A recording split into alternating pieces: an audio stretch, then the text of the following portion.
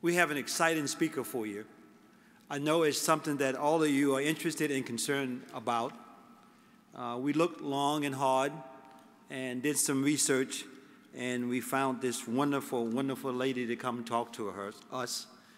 And if you've had the chance, you probably have noticed in the booklet we have a bio there for Dorie Clark. She is a new friend to us, but hopefully a friend that we will have for a very long time. She's a branding expert, something that our movement can use some understanding and appreciation for. She really understands and makes the connection between branding and making a difference in our work. She started her professional life as a young journalist, then working in the media. She has worked with clients like Google, Yale University, the National Park Service. She blogs for the Huffington Post and for Forbes magazine. We hope you will join us afterwards on your break, and we will ensure that you have your break downstairs. She's going to do a book signing. Her book is not here, but she's going to sign the book plates, and the book will be published next month. And let me get the title correct here, Dorie. You can correct me if I don't get it right.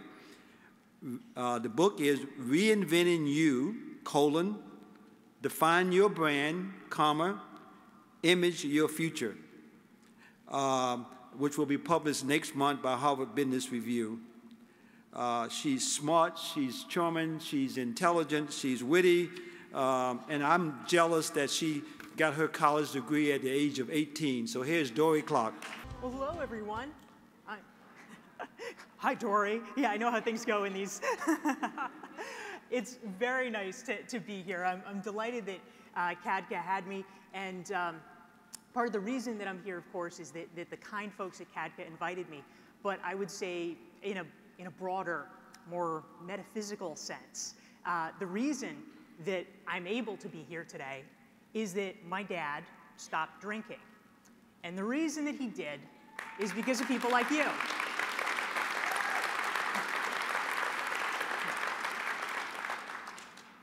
My dad grew up with almost every advantage you could imagine. He had a great education, he went to Dartmouth, but during college he started drinking. And for 2 decades after that, he kept drinking. But finally, with the help of AA, he stopped. And over time, he had gone to medical school, and he managed to develop a practice as a successful doctor that was endangered at a lot of points because of his drinking, but he did it. He was a psychiatrist, and you can cue all the jokes. But after he stopped drinking, he became a changed man, and he turned his practice over entirely, and he devoted himself literally for the last 40 years of his life, he died about 5 years ago, to helping people with alcohol and drug dependency. And so I actually, let's see, there we go. This is a groovy picture of my parents from the 1970s.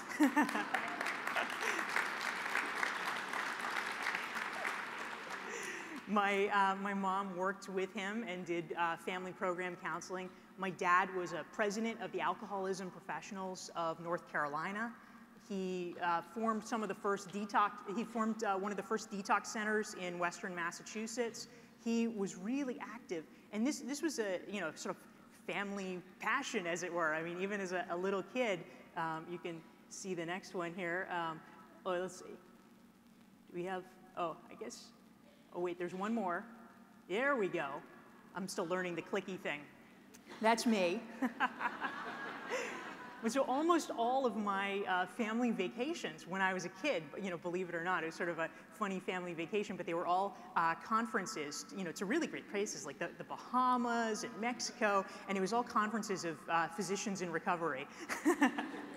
So I grew up in the milieu, and I know very well how important your work is. And just for my shameless bid for street cred, I don't know if any of you guys are from Georgia, but the guy who's there on the right is Conway Hunter. I don't know if any of you know him, but he's one of the great legends in the field of recovery. So anyway, that is the background that I come out of. And as the general was kind enough to say, in my background, I've gone on to be a journalist. I've gone on to work in politics as a presidential campaign spokesperson, which makes me especially appreciate all of your, signs with the states. That's pretty great. You got the convention ethos going on. But one of the things that is, I think, most important in terms of talking with you about social media and how to harness some of the power of communication that we now have at our fingertips is the fact that one of the things that I did in the course of my career, and now it's finally time for this slide, is I ran a small nonprofit. You can see me there in my little T-shirt. I ran the Massachusetts Bicycle Coalition, which is a state advocacy group for bikes, and it's awesome. One of the best things is you get to wear T-shirts like that to work. One of the toughest things is that when I was hired at MassBike, there was one employee. That was me. By the time I left, we had managed to muscle our way up to 3 employees, which was a good victory. But we were this tiny organization. We had a $150,000 budget, and it was probably the hardest job that I ever had because every night in the middle of the night, I would be thinking about how do I raise more money? Where do I get this money from in order to do all the things that we want to do? And so even though now, I consult for companies like Google or Fidelity or, Yale University that have more money at their disposal, I know and I remember what it's like to work for an organization where you're doing such good work and you want to do so many things and you're constrained. You have limited manpower, you have limited resources, and so you have to be that much smarter about what you're doing. And so that's what I wanted to talk with you about today, because you guys are doing amazing work, and we can hopefully leverage social media to be able to do even more. All the talk these days is we're all our own publishing company, and we have the ability to get the message out, and it really is a huge amount of opportunity if we're able to get through it. So one of the things that I wanted to say first about social media is the question of targeting. When people talk about it, I think sometimes there's sort of this amorphous nature to it. Oh, you should be doing social media, whatever that means. And of course, there's a million different things that it could mean. And there's going to be questions either on Twitter or for those of you who are following, or via the microphones. And so if you want to ask me about Pinterest and Instagram and Tumblr and Foursquare, you can feel free to do it. I'm going to focus the discussion on some of the bigger channels that I think may be potentially more broad-based. But what's great about social media, and I think is often overlooked, people talk about it as a way to channel reaching out to the youth, which is great and accurate. It also can be a powerful way to reach some of the other constituencies that matter to you, whether that's the media, it may be elected officials, it may be policymakers, because all of these guys are watching and following social media like a hawk. And we can use that. So how do we do it? So first of all, Facebook is, you guys, many of you, if you're involved in social media, you probably have either for yourself personally or for your organizations a Facebook page. I would say that Facebook is probably the closest thing that we have to a mass medium in social media. We all remember and talk about back the days when there were 3 networks and every 50 million people would be watching The Cosby Show, and we all had this sort of shared cultural narrative. And in the past decade, that's really fragmented because of social media. So it is harder to reach a broad spectrum of people. I mean, the plus side is that you can target people more precisely. But Facebook is really the place if you want to meet a general audience. Almost everybody, even your grandma, probably has a Facebook page. So, one thing that I'll mention is that you can, with your Facebook presence, target policy people, parents. You can reach a lot of the sort of adult constituents.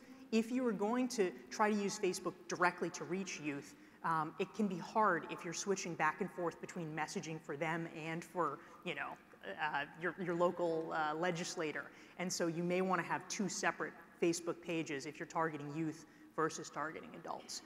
Just one thing to keep in mind. But in general, it's pretty handy. So the first question is about your content. What do you want to be writing about?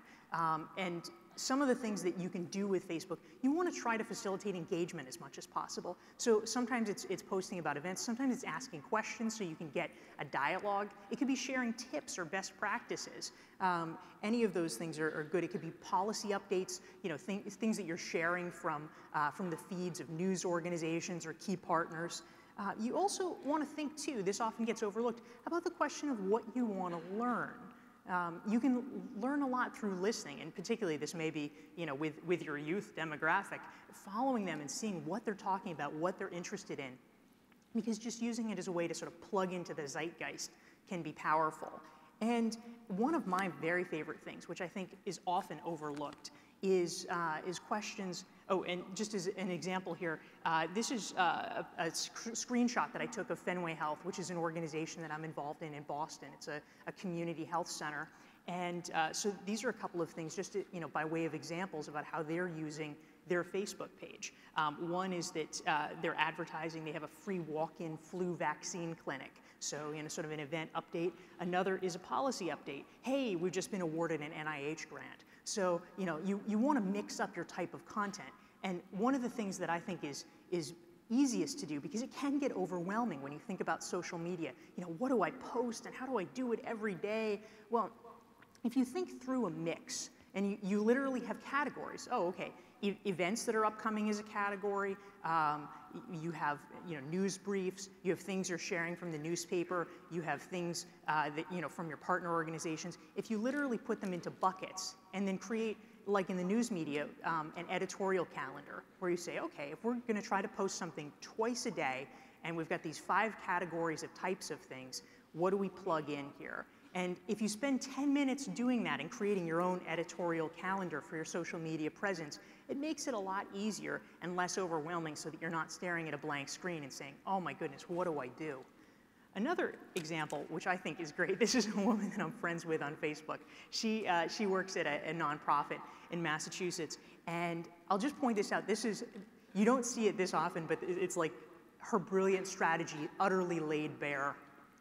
Only a few more hours until the event of the century in our own Davis Square, featuring special guests, Senator Jalen, Representatives Denise Provo, Carl Shortino, et cetera, et cetera. You can see, and you guys perhaps know this and do this yourself, these names that are highlighted are in blue. That means they have been tagged on Facebook.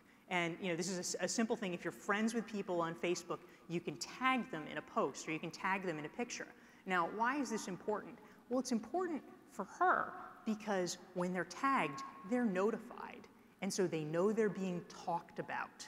And so if you are an elected official who is obsessed with social media, which many of them are, and they see that they're being talked about and publicly praised by someone who's affiliated with an organization, wow, maybe I should pay more attention to that organization. And look, she's even laying it out here.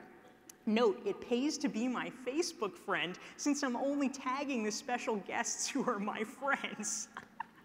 So she is on it. So tagging is a great way of publicly lauding people. And I think that that's one of the things that is underutilized when it comes to social media.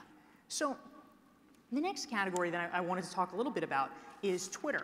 Twitter is, I was originally a skeptic of Twitter. I sort of thought, this is somewhat ridiculous, right? What are you doing now? Oh, I'm eating a muffin, whatever. It just seems silly.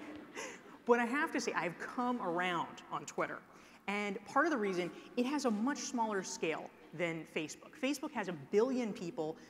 Twitter has about 140 million, so much smaller. But the vast majority of the people who are involved there are opinion leaders, okay? The people who are on Twitter, they are journalists, they are politicians, they are people who are addicted to the news feed.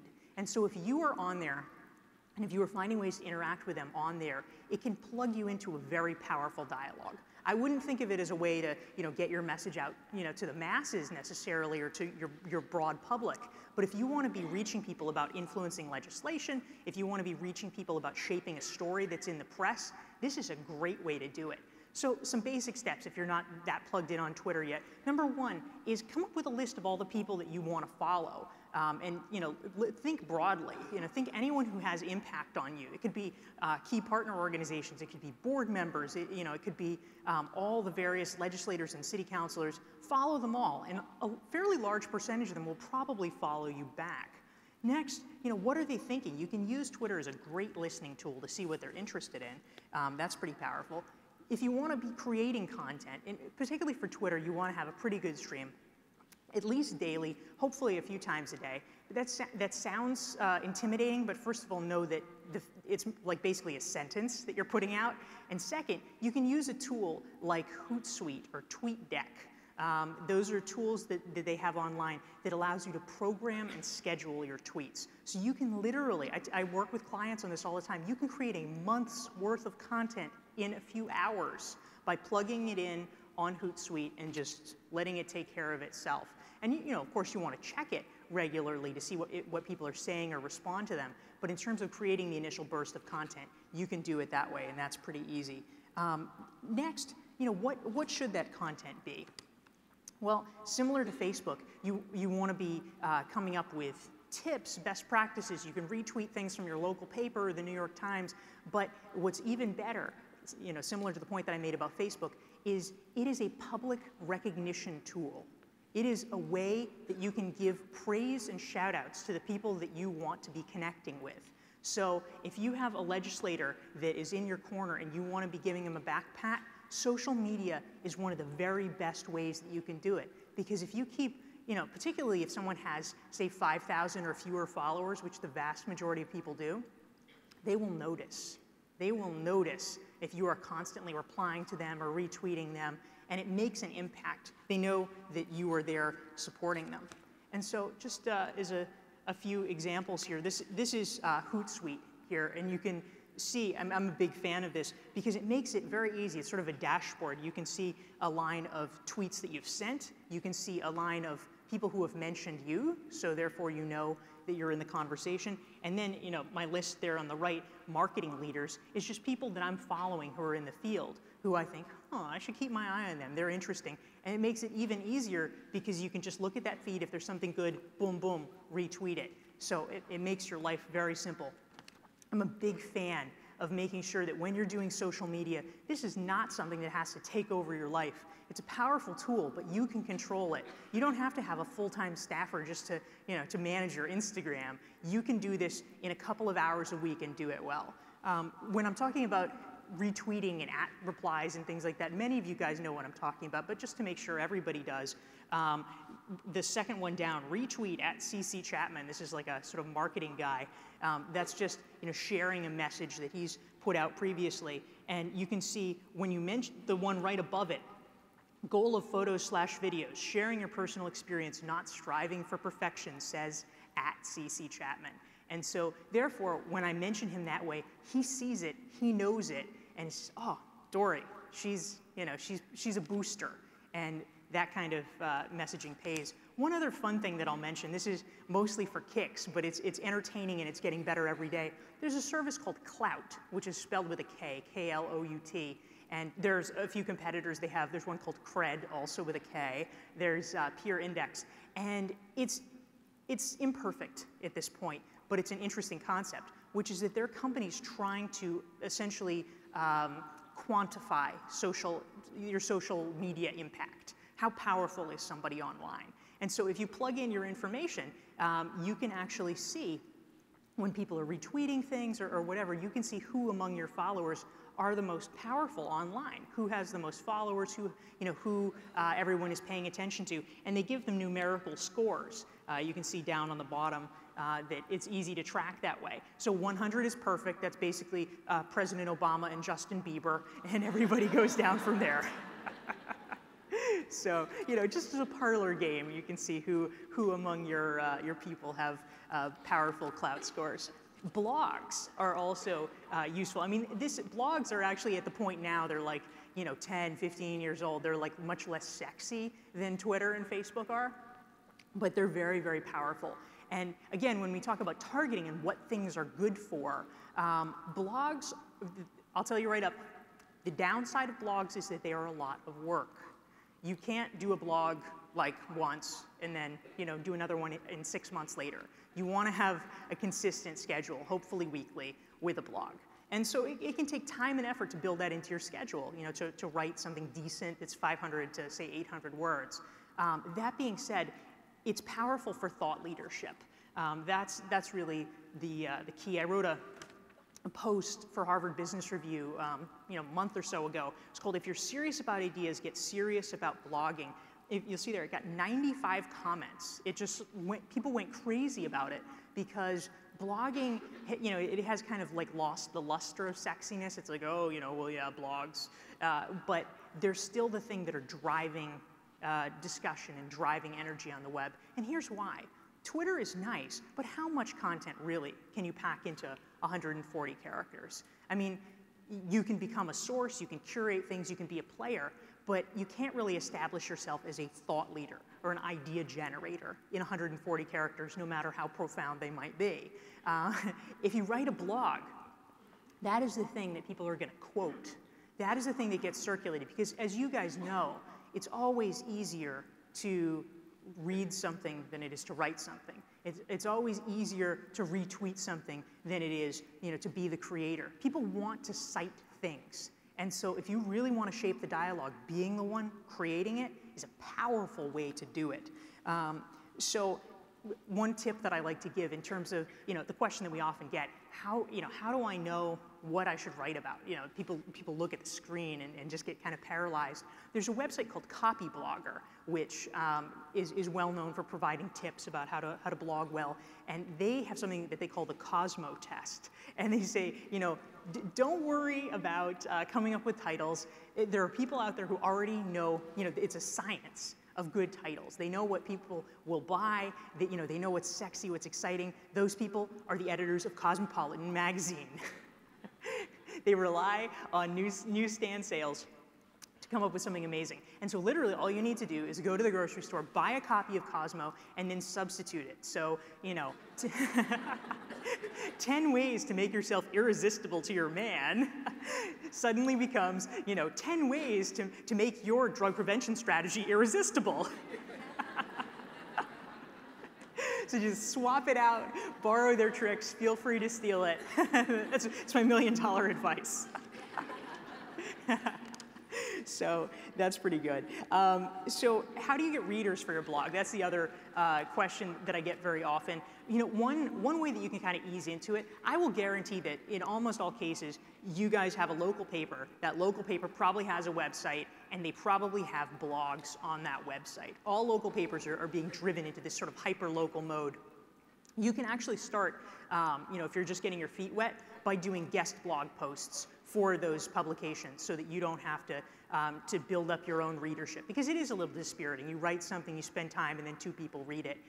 So if you are able to kind of ride the coattails of places, like a newspaper that already have followers, that's a great way to get started. Over time, if you're serious and you want to build up your own blog, 2 quick things that you can do. One is to make sure that in your email signature, whenever you're sending out a message, simple thing, but make sure you have a link to your blog in it so people know that it's there. You want to sort of be, advertising it, and then, they can just click to read it. The second thing is to focus. When it's about blogs, it's not about having the hugest readership. I mean, it would be great if 1 million people read it, but what's more important is you have the right people reading it. And so if you write something, just think to yourself, who do I most wish would read this? Is it my senator? Is it, my coalition partner? Is it, somebody? Is it a funder in the community? Just email it to them.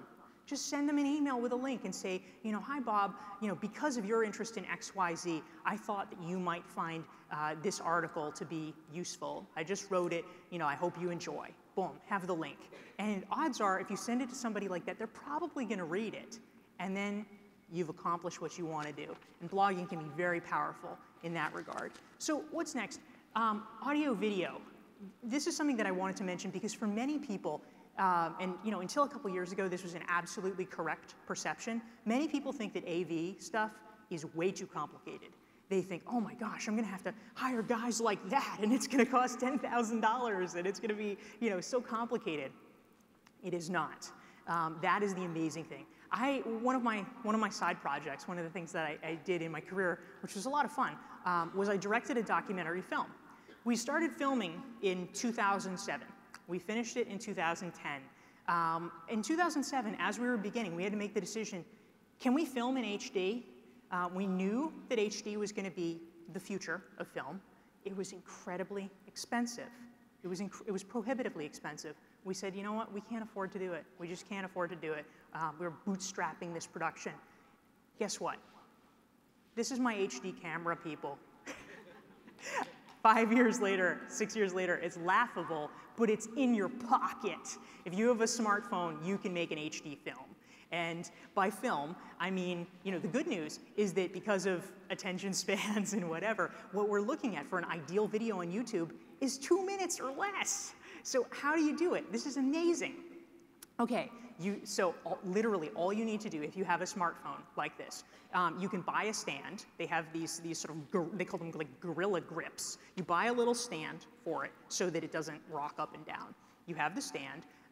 You either have the person be very close or you can buy an external mic at Radio Shack or wherever to plug in. This is all you need. You can create high definition footage with good sound quality. There are programs that you can use for free editing. There's iMovie if you have Macs, which comes freely loaded on your computer. It's unbelievable. You upload it to YouTube, boom, you have it. So that's very powerful. For podcasting, this is something that also gets kind of forgotten because it's a little less sexy, but a million ways to do it. You can record calls on Skype. You can, if you have a Google Voice number, which is free, you can record the call and it turns it into an MP3. Easy, easy. You can, upload it to the internet and upload it to iTunes. All of a sudden you have a podcast series. All these things are free. For audio editing, there's Audacity for PCs. There is GarageBand on Macs. All free and very easy and intuitive. But so what do you do? Why would you do such a thing? Well, the killer app here. Why, aside from the sake of doing it, would you do it? This is a page from the YouTube profile of the MSPCA, the Massachusetts Society for the Prevention of Cruelty to Animals, which is an organization that I'm on the advisory board for. So if you look here, these are all short videos. One is 44 seconds, 10 seconds, 47 seconds. Boom, you can watch it at your desk in a blink of an eye. The first one, Dr. Martin Koster restores sight to a rescued animal. What is this for? This is to tug at the heartstrings of donors. Can you imagine if you're trying to raise money for your animal hospital? You get to see a video of a doctor performing this procedure that's restoring sight to an injured dog. I mean, that's amazing, and you're capturing it right there. There's fun ones, you can see the sort of heartwarming version. Oh, there's a hen laying an egg, and again, just if you want to quantify your impact, Amigo doesn't live in the dumpster anymore. Kill me now. I mean, do you get harder on the heartstrings? I don't think so. So it's very powerful what you can do there. And I mean, just by way of example as well, something which I think is a great trick that I heartily encourage you guys to pursue is the MSPCA. They wanted to pass a bill in the legislature, and so they went to the hometown of the Speaker of the House. They grabbed people on the street, literally, in the town square, said, "Are you a voter? Do you live here? Yes, yes, okay." They got them on camera for 30 seconds apiece, just out in the wild, out in the town square, saying, "Speaker DeLeo, will you support this bill? I am a pet owner. I want you to support this bill." They got a dozen videos. How powerful is it when you can send a YouTube video to your elected official from their constituents saying, "Pass it now"? That is powerful. I mean, even here, even at a conference like this or at your state conferences, if you want to quantify your impact, I mean, if you have a booth and you're able to film people saying, what's your best success story of the past year? Boom, go, 30 seconds. And you collect stories about them. Or, if there's a particular legislative initiative that you have, if there's anything, you can focus it in. If you have a testimonial about, the way that you touch somebody's life, grab it. Video is the future. In 2009, Forrester Research, one of the great internet analysis firms, had a study, and of course, Google is constantly changing its algorithm, so it evolves over time. But YouTube is owned by Google, so we can presume that for the foreseeable future, Google will always be prioritizing YouTube results. But in 2009, Forrester discovered that video search results were 53 times more likely to be at the top of a search result rather than just text-based ones. It's incredibly powerful. It is the future. And so if you're able to do it, and the tools are frankly in your pocket, there's no reason not to. So there's a lot of exciting things that all of us can do now for little or no money. And so at this point, I'd love to turn it over to questions, because hopefully you guys have questions and talking social media. You can either come up to the mics, or on Twitter, there's with a hashtag Forum2013, you can ask the question and it'll be flashing up here. Thanks.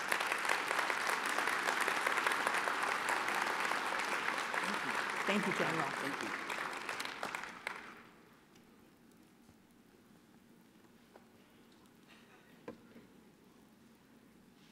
Okay. Hello, thank you for coming today.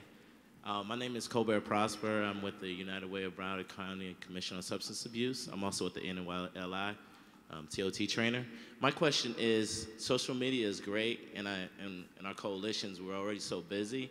So I wonder, how much investment do we put into social media to get the returns and results that we would like? Mm-hmm. That's a great question. Thank you. So hopefully you all heard. The basic question is, we're really busy. So how much investment should we be putting in to get the returns that we want? What I would say is that you should pick your battles. I think that there's oftentimes a tendency, particularly you get all kinds of advice, when you're running a nonprofit. All these people, they give you $20 and they say, let me tell you how to run your strategy. And a lot of them will say, why aren't you more on social? Because they've read the articles in the paper or something, and that's the thing. The number one question that you always want to start with is, who do we need to reach? Who is our target audience? And what is the best way to do it? I think that social is very powerful. I don't think you need to be everywhere. Pinterest, for instance, that was, last summer, literally getting all of the ink in the world. It was the fastest growing website. It was the social network that reached 10 million users faster than anything in the history of the world. Everyone needs to be on Pinterest. Well, guess what? If you are a consumer goods marketing company that is targeted at women between 30 and 50, you should definitely be on Pinterest. If that is not your target demographic, you can probably wait. And so I think that given what, whatever your goals are, if your most, pressing need is that you want to be reaching opinion leaders and influencers, I would say that Twitter would be a really great thing. And as I was saying, with tools like Hootsuite, you can literally get a month's worth of content programmed in an hour or two, and then I'd say every 2 days, you can check the feed for 5 to 10 minutes, reply to the people who have sent you messages, and boom. That's something that shouldn't require too much of a reallocation of resources. If your goal is that you want to be positioning yourself as the thinkers and the thought leaders in your space, then maybe the answer is to do some kind of content creation. Like, I would say a really easy thing that people could do. I mean, if blogging seems intimidating even, you could say, all right, I'm going to start a podcast series, and I'm going to get a Google Voice account. I'm going to literally do a telephone call once a month with somebody in the field that's interesting. Maybe it is your state rep. Maybe it is somebody who's a success story. Maybe it's a foundation person. Whatever it is. And once a month, you do a phone call. You ask them some good questions. You record it. Boom, you've got your podcast. There's a service I use called Podomatic. It costs $99 a year. It allows you to upload your MP3s that you've recorded to the web. It automatically posts them on iTunes. It's the easiest thing in the world. And all of a sudden, you've got great content to say, you know what, we're setting the bar. We're sharing best practices. Here we go. Thanks.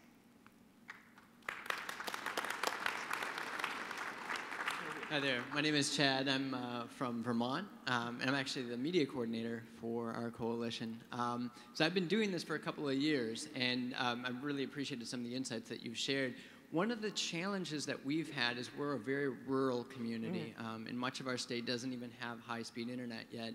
So I'm actually wondering how you would frame some of the things that you've been saying today to create cultural competency related to the content and the audience that we're trying to reach. Our community is pretty much rural poor to a certain extent. So how would you recommend that communities like ours change our social media?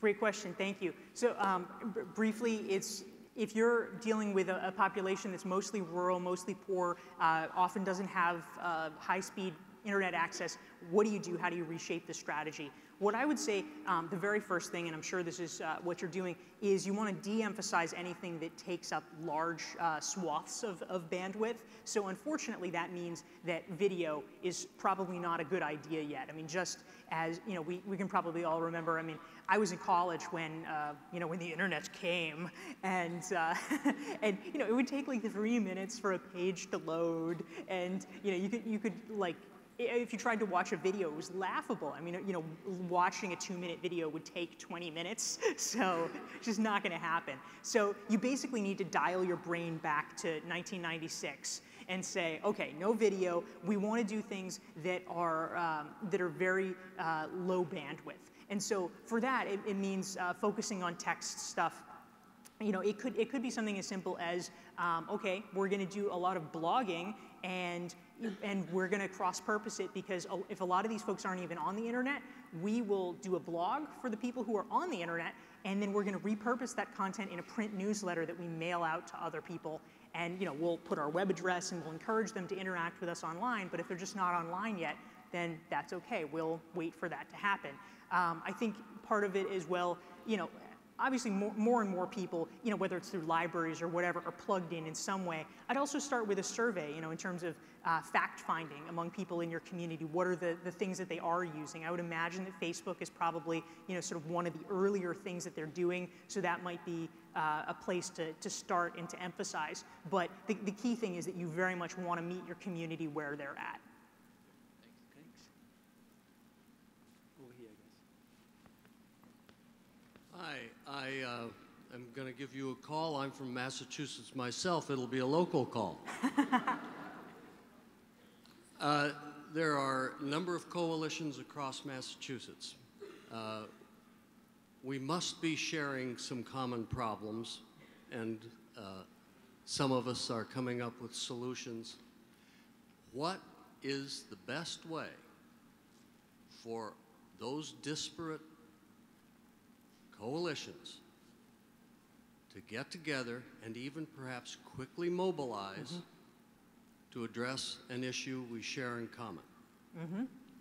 Great question. How do I get a coalition to quickly mobilize around shared issues? This is actually something I'm advising a client on right now, so it's an opportune question. I would say that one thing that I would not neglect, I mean, just sort of thinking about longer-term coalition building, you know, sometimes the newest, shiniest thing isn't always the best. And so for the tech world, some of the things that were developed, you know, in the early 2000s even, that may seem clunky or less sexy, still have a lot of value. And so one of them is listservs, you know, this is like, you know, the Yahoo groups or whatever, where people can post questions and then get answers. Another is web, you know, online forums where, or discussion boards, where you can set up topics. And this is kind of great because it becomes a permanent archive. But, you know, you have different categories. You know, one is about best practices, one is about marketing, one is about membership, one is about technology, whatever it is. And then people can post questions to that, and then the answers that people give to each other are basically there and archived forever so that future members can access them. Those are really powerful things in terms of the long term of how to mobilize a coalition to share best practices. But in terms of quick things and quick mobilization, I think, you know, another thing which really got active around 2004, meetups, I really love. There's, you know, the website, many of you have probably gone to it, meetup.com. You can basically just organize a sort of quick gathering around a certain interest, and, you know, just go and have the in-person gatherings. I'm also a really big fan of teleconferences even. So you could, for instance, say, you know what, we're gonna put our stake in the ground. We think this is a really important topic, you know, House bill, blah, blah, blah, let's mobilize. We're gonna have a teleconference for anyone that's interested, and you know, please join us. And you know, obviously with services like freeconferencecall.com, you put it out there to see who comes, and you can have a conversation and get the ball rolling in that fashion. But I think that ultimately, the secret of social is that you don't want it to forever be just out here. You don't want it to be just, oh, that social thing. More and more what's happening, if you look at the arc of marketing and branding, is originally social agencies, you know, all started like in the late 90s, and they were specialists in this, and the regular ad agencies didn't touch it. It was like this separate thing. And then, you know, slowly it got more and more integrated. And what's happening is the social is becoming just a regular part of how you do business. It's becoming part of marketing. It's becoming part of life, frankly. And so what we want is for social to be mobilizing and galvanizing all the other things that you're doing and making them more powerful. It's not something you ever want to do just because you feel like you have to do it, or you know, something like, oh, well, we'll be behind the times if we don't do it. You only want to do it if you can say, you know what, this makes it easier for us to reach the people that we want to reach. Thank you. Thank you so much. Thank you.